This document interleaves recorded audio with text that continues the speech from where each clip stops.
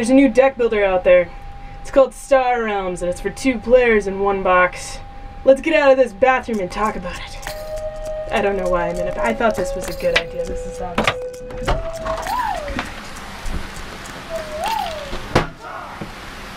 Star Realms is a deck builder. It was on Kickstarter recently. It's for 2 players in the base game, costs about 15 bucks. At first I wasn't so sure about Star Realms because with such a low price point and only for 2 players, I was kind of hesitant. When I play deck builders, I tend to play with 3 to 4 players, not 2.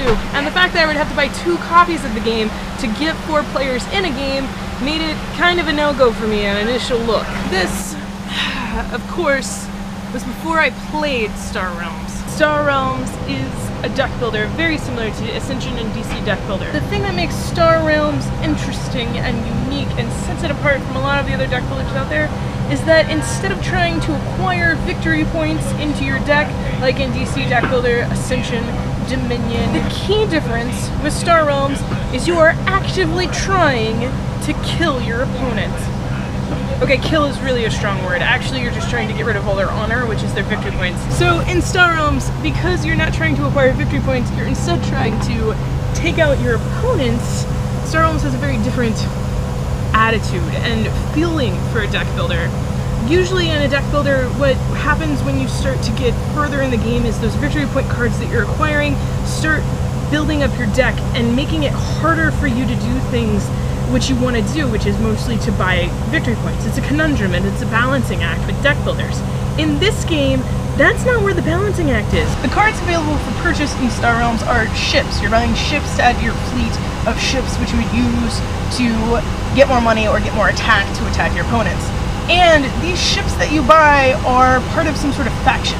There are 4 factions in the game, and each of them is more specialized in one area than another. For example, the green factions are the ones that really do the damage. Blobs are more interested in doing military might, so most of their stuff revolves around attacks. But if you get too much green and have too much attack, you won't be able to buy cards that you need to either buy more attack or maybe buy healing rights so you can heal. The other thing that makes these factions interesting is that they stack. When you play cards of matching factions, there's sometimes, generally but not always, bonuses that you'll get by playing combinations. Because of this, there is a benefit to building up a certain type of faction, but if you focus too much on one faction, your deck will become too flooded and you'll be bloated in that one area and you can't do much else. Star Realms is interesting in this regard, and it's a deck builder that takes a bit more thinking. If you're very familiar with the deck building format, you know how to make combinations and chain things and get things to work together.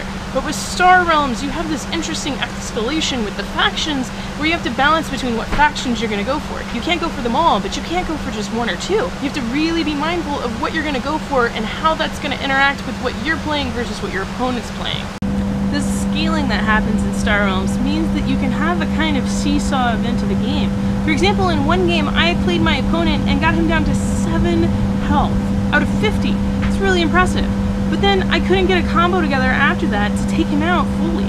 Instead, he sat there turn after turn, building up his health slowly until he had 56 health, and then made a massive turn where he hit me for over 44 damage, knocking me out of the game completely and winning.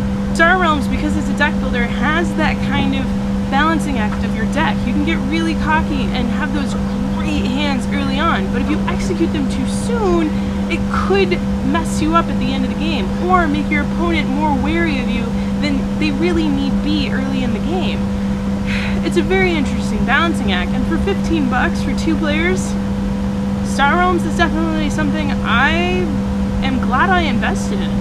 So much so that I bought another copy to try 4-player games. 4-player games are different. They're kind of variants. You can either play 4 players, free-for-all style, or you can play teams where you have 2 teams of 2 and they are battling each other, and when you do that, they can team up and pool their resources to buy bigger items sooner. There are also some variants in the game for 5-player games or 6-player games, and there's even variants online for a solo game.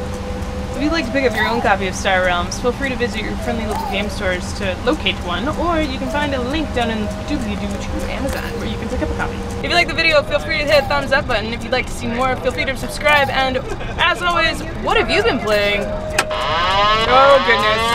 I knew I should have been lined up here. if I could actually fit in this.